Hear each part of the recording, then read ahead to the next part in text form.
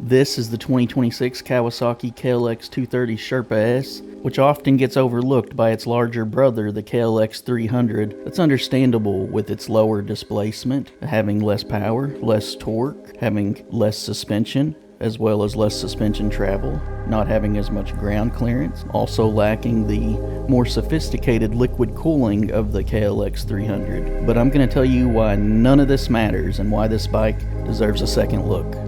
Stay tuned.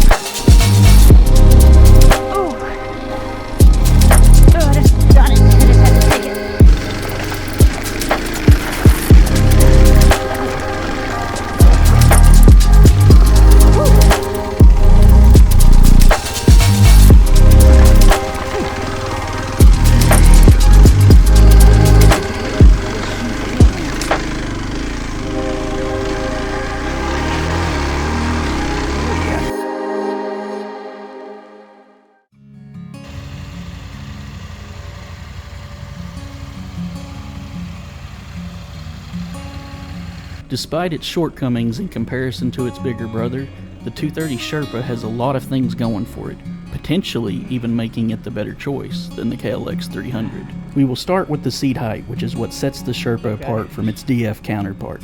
At 32.5 inches, the Sherpa is 0.8 of an inch shorter than the 230 DF and a whopping 2.7 inches shorter than the KLX300.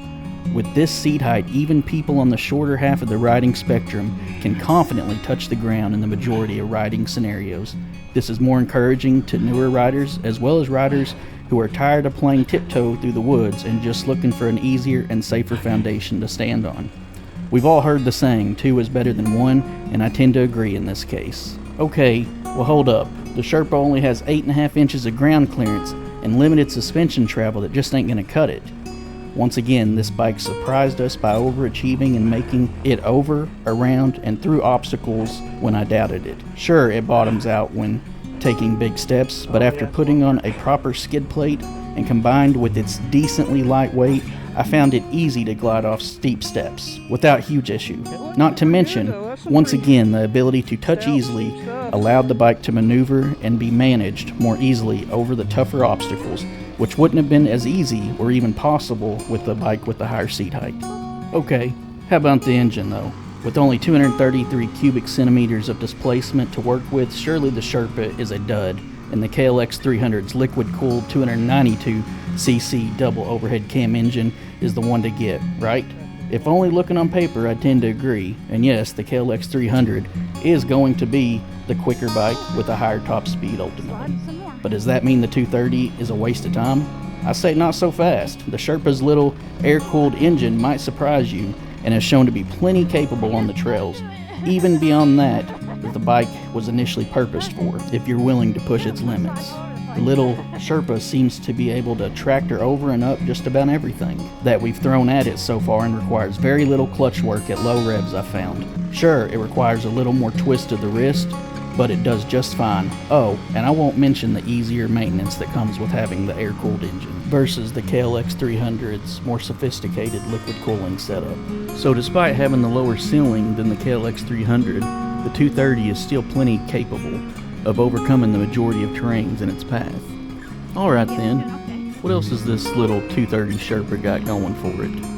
Well, to go along with the shorter seat height, the seat I found to actually be somewhat comfortable for a dual sport seat, which is pretty rare across the board with dual sports.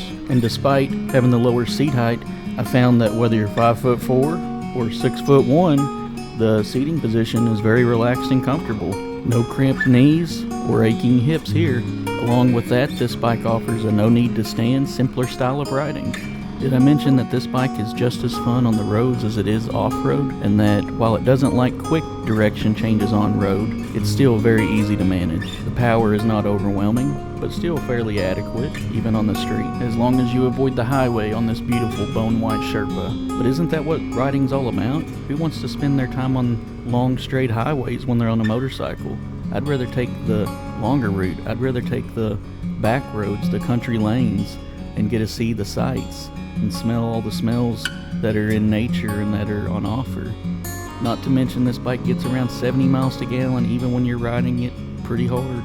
Oh, and you can disable ABS on this motorcycle. You rarely see a feature like that on a beginner style dual sport like this, and offers Bluetooth connectivity as well.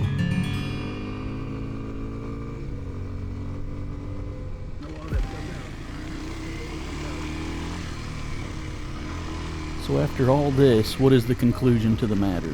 The Sherpa isn't the fastest, it isn't the most powerful, doesn't have the most torque, yet it still seems to be able to overcome tough obstacles just like any other dual sport out there. The small Sherpa reminds me of the underdog in a March Madness game. It doesn't seem to stack up against the opponent or other bikes around it, just like a mid-major or lower conference team that gets overlooked throughout the entirety of the basketball season. But when placed on the big stage with the other big dog teams, or bikes in this case, is more than willing to come to play, and who knows, while everyone on their larger CC bikes are seesawing, trying to maintain balance, when things get rough, the Sherpa is already making it to the top of the hill.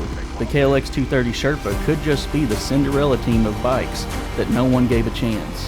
I think that's kind of what makes the KLX230 Sherpa special in my eyes. It's not necessarily the best bike for overcoming the toughest terrain in every situation. However, it may just be the right bike for certain individuals. And though it may not be the fastest or quickest at doing it, it still is able to overcome pretty tough terrain. I don't know, there's something unique and inspiring when you have a bike that didn't necessarily seem like the best option for tackling the giant obstacles before it.